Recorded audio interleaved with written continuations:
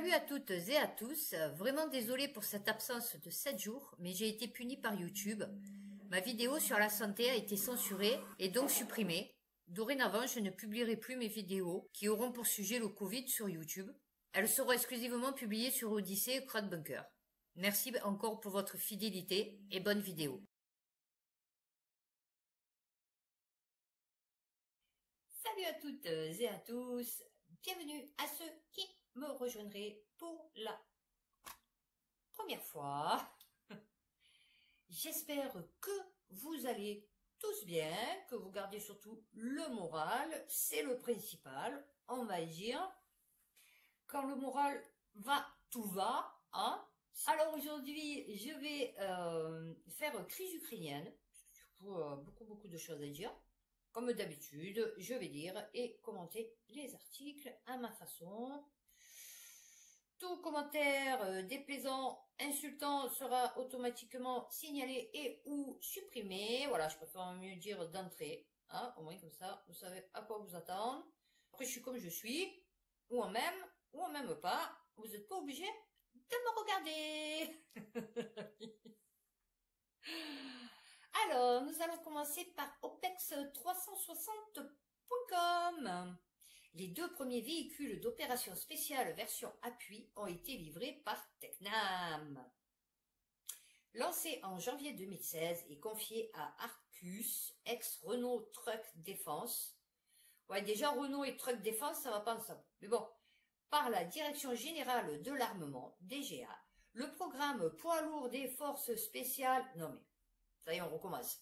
PLFS, visait à doter les unités relevant du commandement des opérations spéciales, COS, de 202 nouveaux véhicules afin de remplacer les camions-camions, les camions-camions, tout-terrain de type VLRA. Ah ben là, ils n'ont pas dit ce que ça voulait dire. À peine quelques mois plus tard, l'industriel livra 25 premiers PLFS au standard 1, mais ceux-ci ne furent pas acceptés par le COS, étant donné qu'ils ne correspondaient pas exactement aux besoins qu'ils avaient exprimés, c'est-à-dire au cahier des charges, et qu'ils présentaient des dysfonctionnements susceptibles de contrarier leur utilisation en opération. Dis-moi, à la base, le camion, il n'y a pas de moteur? Non, je sais pas, juste, je pose une question. Oui, parce que des fois, moi, je fais ça. Non, je sais pas. Je pose la question, tu vois.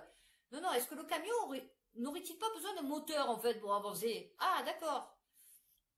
Alors, et malgré des corrections apportées par Arcus, ces véhicules ne donnèrent pas pleinement satisfaction à ceux qui devaient s'en servir, au motif qu'ils montraient trop de limites d'emploi.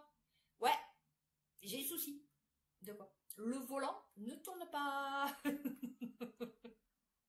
Comment il tourne pas? Ben non, je vais tout droit. Je démarre et je vais tout droit. En fait, je peux pas tourner. Non, mais si a-t-il été décidé depuis de les confier au groupement de commandos de montagne?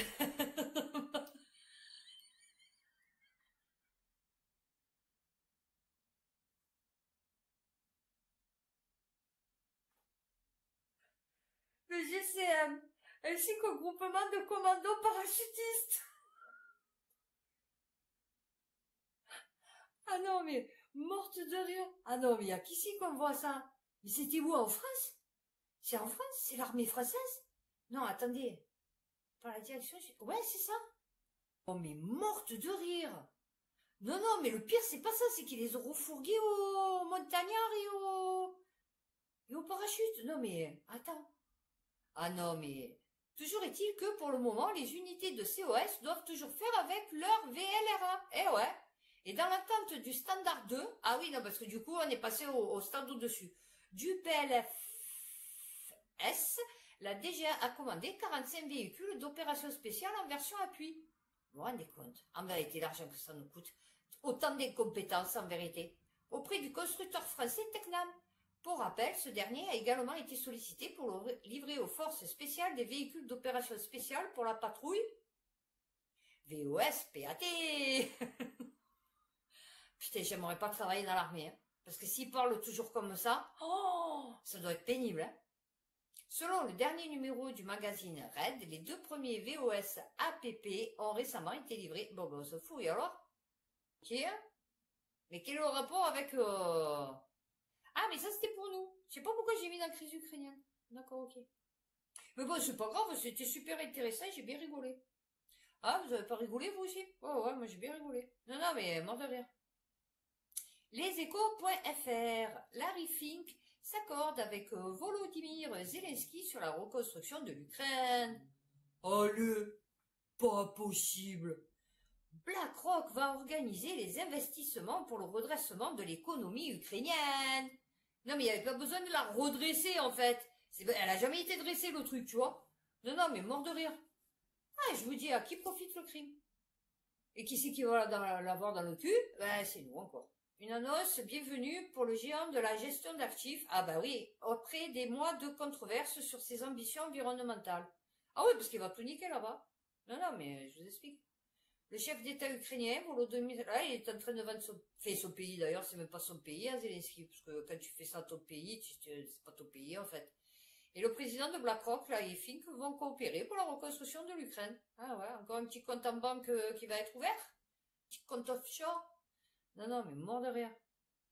Et les gens, s'en foutent.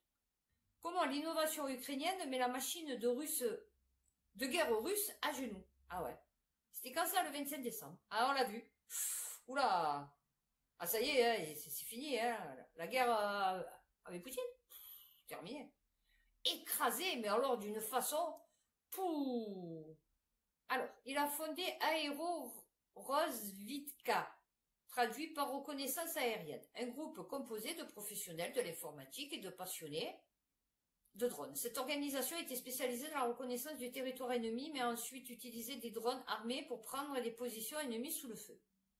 L'unité de drones était composée uniquement de volontaires. Donc en fait, il parle des mecs qui contrôlaient les drones, c'est ça? Non, parce que du coup, un drone n'est pas autosuffisant. Enfin, je veux dire, tu vois, il peut pas se porter volontaire, le drone, tu vois. Mais elle a rapidement commencé à travailler en étroite collaboration avec les différentes branches de l'armée ukrainienne. Oui, donc c'était les mecs qui contrôlaient les drones, c'est ça? Il fallait des volontaires pour contrôler les drones. On est ok. Non, non, parce que du coup, je suis un peu perplexe. Un an après le lancement d'AIA, plusieurs membres ont postulé auprès de l'armée pour faire partie d'une unité de renseignement par drone nouvellement créée. En 2020, l'état-major de l'armée a décidé de liquider l'unité. D'accord? Alors, Delta, les merveilles technologiques de l'Ukraine, d'accord, ne sont pas seulement visibles dans une unité de drone. Plus haut dans le ciel, on trouve également des équipements que les Ukrainiens utilisent pour rendre la vie difficile aux Russes. Ah oui, oula. Ah, je te dis, on voit. En effet, une équipe d'experts en informatique a mis au point son propre logiciel satellite, appelé Delta, qui permet à l'Ukraine de voir et de cartographier facilement les positions des troupes. Vous voyez, je suis sûr que c'est que des trucs pour les militaires. L'un d'eux utilise Starlink. Le réseau, j'ai le soleil dans l'œil. Fin d'année plutôt. Ce qu'il y a de bien, c'est que l'hiver, j'ai le soleil, presque la moitié de mon salon. Vous voyez? C'est ça qui est super l'été. C'est pour ça, l'hiver. C'est pour ça que je ne chauffe pas. Alors, vous voyez ce que je vous disais, Starlink? Le réseau de satellites de SpaceX. Transmettre les informations militaires en temps réel et fournir. Vous croyez pas qu'ils vont utiliser les satellites, là, comme là, Starlink, machin et tout, et en même temps, pour nous. C'est crypté le truc, tu vois, c'est... Selon Vitali, l'un des informaticiens qui dirige une unité Delta, la structure horizontale de l'armée ukrainienne en particulier, permet de battre plus facilement les Russes. Nous gagnons parce que les Ukrainiens sont des communicateurs horizontaux naturels. Alors, nous gagnons, d'accord, pourquoi pas. Mais alors, des Ukrainiens sont des communicateurs horizontaux naturels, je ne sais pas ce que ça veut dire, cette phrase. Non, non, mais je vous dis, ils nous parlent une langue qui a que eux qui comprennent. Ouais, ouais, ouais. Alors, dans l'armée russe, par contre, la hiérarchie est très importante, ce qui peut présenter de nombreux inconvénients pour les opérations rapides sur le terrain. Ah, c'est-à-dire, eux, c'est basique. Ça remonte pas pour après redescendre. Chacun gère son truc, quoi, en fait. D'accord. C'est-à-dire le soldat, oh ouais, non, ok, pouf, il attend pas le commandement. D'accord, ok. Autant peut-être, c'est pas des soldats, tu vois. Non, non, mais En outre, l'OSINT, Open Source Intelligence, est également utilisé pour trouver les soldats russes sur le terrain. Des équipes d'experts ukrainiens en OSINT utilisent les médias sociaux pour trouver des images de troupes ou d'équipements russes et utilisent l'imagerie satellite pour tenter d'établir un lien avec une localisation. Les coordonnées sont ensuite transmises aux forces d'artillerie. Ah, je vous dis, les satellites, c'est fait pour tout ce qui est la guerre, vous voyez, les trucs qui sont pas top pour nous. Vous voyez, la surveillance, mais pas la surveillance genre pour notre sécurité, vous voyez, pour leur sécurité. Ça, c'est r-cosmos.com. 9K33 OSA, nouvelle apparition d'un système anti-aérien polonais en Ukraine. Eh ben, je vous dis, avec toutes les armes qu'ils ont, je me demande comment ça se fait. Bon, après, vous me direz, ils peuvent pas attaquer sur le sol russe. Vous voyez, ils peuvent pas passer la frontière. Ok. Donc, ils sont obligés de, limite. Mais bon, il y a quand même, les soldats russes, ils ont envahi l'Ukraine. Enfin, je veux dire, il y a des troupes à l'intérieur de l'Ukraine. Et depuis tout ce temps, ça fait un an. Un an, les gars. non, mais un an. Une vidéo publiée le 31 décembre permet de confirmer que la Pologne a secrètement transféré, ah ben maintenant c'est plus secret, transféré au moins un système anti-aérien courte portée OSA. Le lanceur étant bâché, il est impossible de confirmer. En fait, les mecs, ils ont vu une bâche. Voilà. D'accord. De confirmer qu'il s'agit de la version modernisée au début des années 2000 ou d'une version antérieure. Mais s'il est bâché, comment tu peux savoir même ce qu'il y a en dessous, en fait? Ce n'est pas la première livraison polonaise discrète dans ce domaine, car une vidéo publiée au début du mois de décembre avait permis de confirmer le transfert d'au moins un système anti-aérien polonais S-125.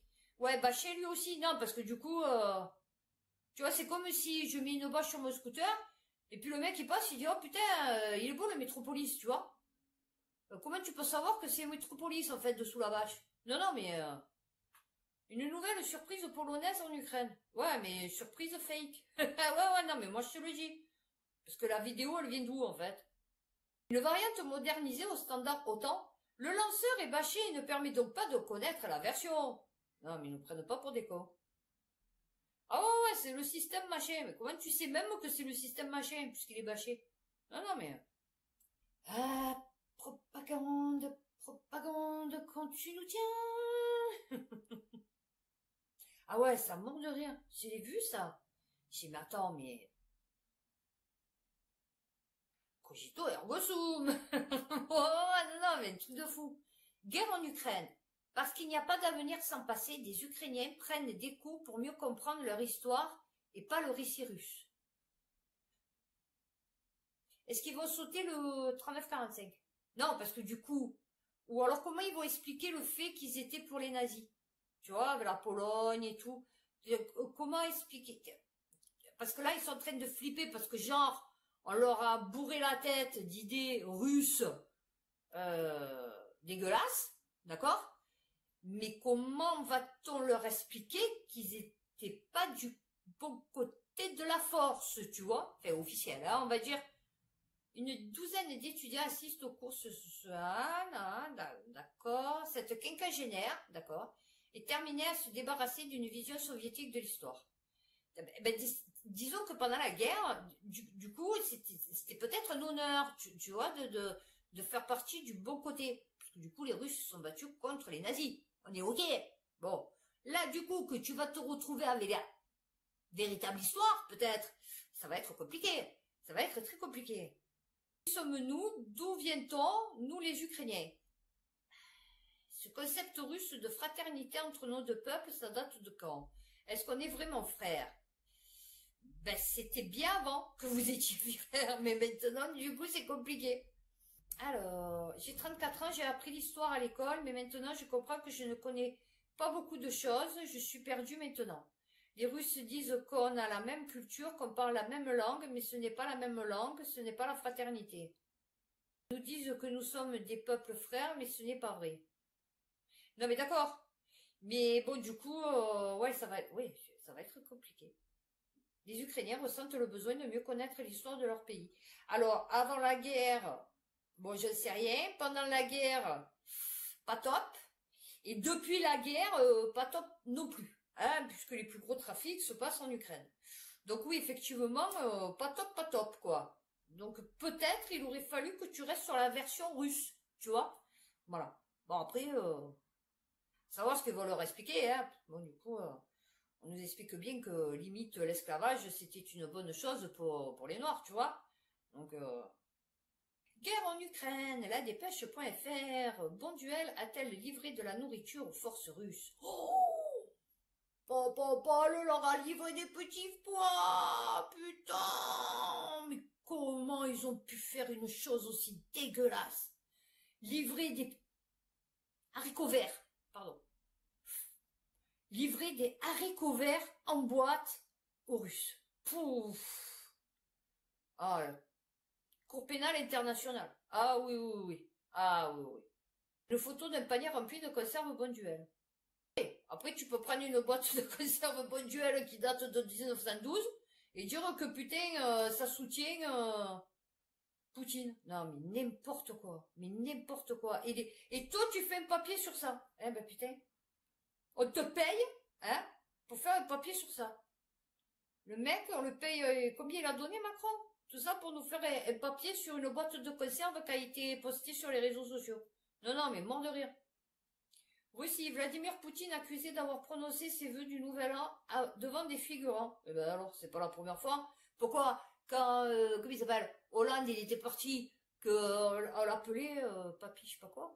Je me rappelle plus, là, comment on l'appelait, là. Flamby. Eh ben, il avait pas engagé des gens pour machiner le truc. Et pourquoi Macron, il le fait pas, ça? Il engage pas des gens? Alors non, lui, il engage pas des gens. C'est ceux de son gouvernement qui fait les amis, vous voyez, qui, quand il va saluer des mains, c'est tous les amis, de mes amis, parce que sinon, il y a personne, vous voyez. Sinon, on est là pour les cracher dessus ou pour essayer de lui mettre un taquet dans la cheveux, tu vois. Ah, le président russe a fait ses vœux pour la nouvelle année à quelques kilomètres de la frontière avec l'Ukraine. Alors, l'autre, il a pris avec des bûches et des lettres, donc bon. Mais les soldats censés l'entourer ont déjà été vus aux côtés de Vladimir Poutine dans d'autres contextes et dans d'autres lieux. Et alors, qu'est-ce que ça fait? Mon Dieu, oh là! Oh, il savait plus quoi dire, lui aussi. Payé à faire un article pour rien dire. Non, non, mais c'est que du vide et rien du tout. Non, non, mais mort de rire, il te faut un article de 20 pages, tout ça sur un truc qu'on a rien à foutre en vérité, parce que nous on faisait pareil, nos présidents. Tous les présidents, ils ont toujours tout fait pareil. Tu crois que quoi? Enfin, à part ceux qui étaient adulés, encensés, mais bon, c'est rare, hein. Donc bon, les trois quarts, ils payaient toujours des gens, tu crois que quoi? Ah oui, on va pas te le dire, ben oui, on va pas te le dire, hein. On va pas chercher Macron si les gens qui lui serrent la main, qui disent « Oh mon Dieu, Macron, c'est beau, je t'aime, bisous, bisous », on les a déjà vus dans ces meetings ou dans ces... ben non, on fait pas la recherche, en fait. Mais tant peut-être, c'est pareil. Oh, j'aime bien parce qu'il y a que la moitié du titre qui s'affiche. Non, non, mais c'est merveilleux. Alors, 9 mois de guerre en Ukraine, en une carte. Quelle part de territoire la Russie a-t-elle envahi puis cédé? Le monde.fr. J'ai mal aux épaules. Tous les matins, je me lève, j'ai celui-là et celui-là. Ils sont morts. C'est hallucinant.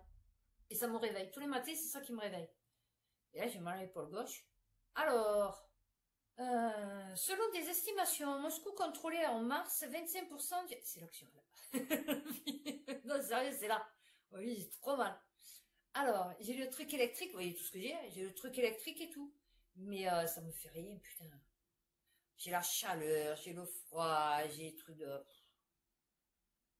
le coussin masseur et le... Ouais, rien qui fait. Alors, selon des estimations, Moscou contrôlait en mars 25% du territoire ukrainien contre environ 15% actuellement.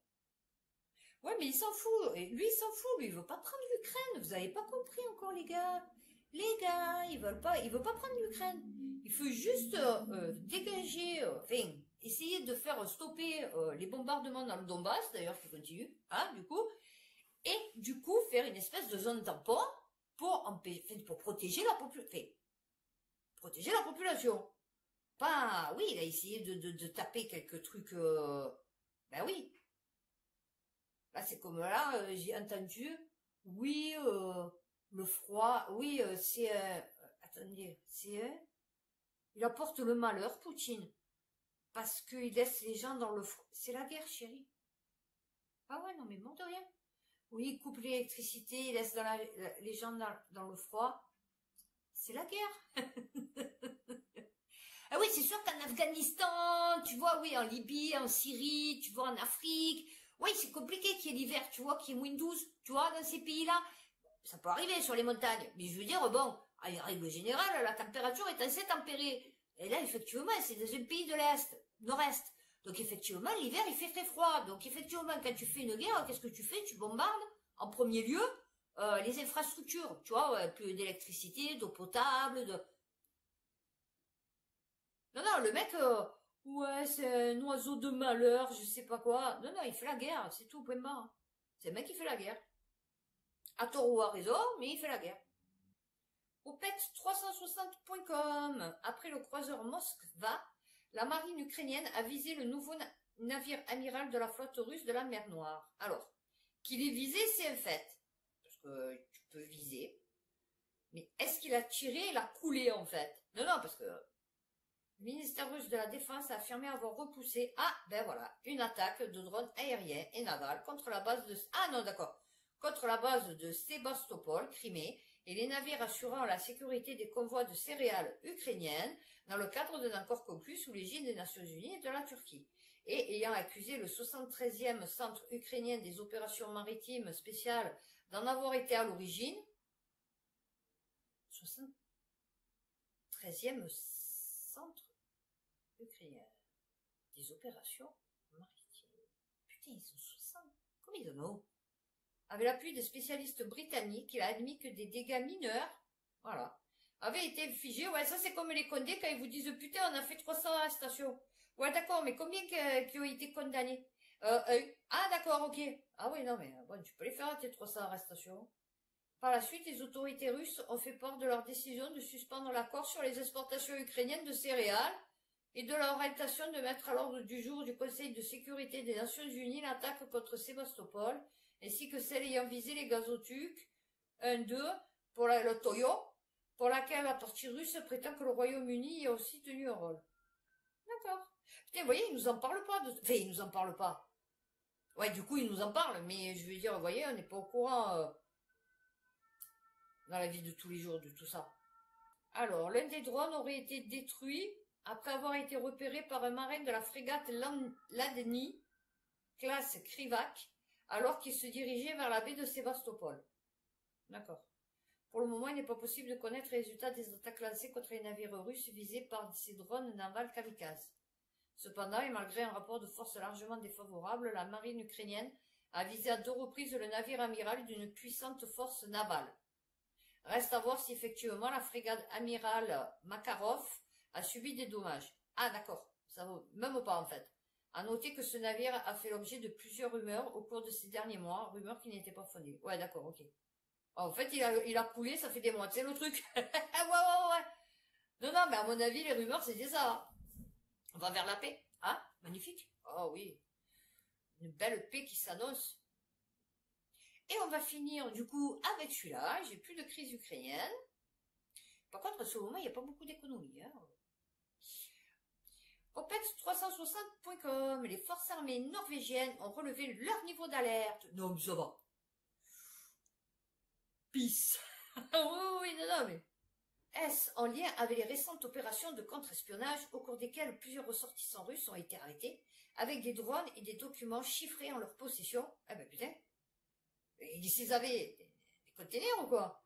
Ou bien avec le risque que pèse désormais sur ces installations énergétiques devenues essentielles pour l'approvisionnement de l'Europe en gaz naturel après les sanctions visant la Russie? Toujours est-il que ce 31 octobre, la Norvège a annoncé avoir relevé son niveau d'alerte militaire. Ouais, je sais, ça date un peu, mais on s'en fout en fait, parce que du coup, la date n'a pas d'importance. Ils auraient pu le faire hier, c'était pareil. C'est pour ça que des fois, je les garde. Du coup, c'est super intéressant. On n'est pas censé savoir qu'en Norvège, l'état d'alerte, il a été rehaussé. Bon, après, ça dépend s'ils étaient à 0 et que maintenant ils sont à 1. Alors, la défense va à partir de 2 mai accroître son niveau d'alerte, hein, d'accord. Ok, nous n'avons aujourd'hui aucune raison de croire que la Russie veuille entraîner la Norvège. Ok. D'accord. D'accord. Oui, mais alors, c'est quoi le niveau? Je dois souligner qu'il ne s'est rien produit au cours du dernier jour et des dernières journées qui fait que l'on monte d'un cran. Ah non, comme ça, non. Estimez que la hausse annoncée de près de 10%. Ah non, c'est son budget. Ouais, ben non, mais ils disent pas, vous voyez le niveau d'alerte? Non, parce que nous, on en est à cramoisi maintenant. Donc, du coup, mais eux, je sais pas. Et ça, on a un niveau d'alerte terroriste, je sais même pas à quoi il sert, en fait. On risque plus de crever, parce que d'ailleurs, il n'y a plus rien à bouffer, il n'y a plus rien pour se soigner, que franchement, d'une menace terroriste, tu vois, qui va tuer 3 tondus et 2 pelés. Donc, ben voilà, écoutez, j'ai terminé avec, donc, du coup, crise ukrainienne. Ben, j'espère que vous avez passé quand même un bon moment. Prochaine vidéo, ben, toujours surprise, parce que du coup, je sais rien du tout. Je fais où me mène le vent. Prenez soin de vous, faites attention à vous, et à bientôt pour une prochaine vidéo.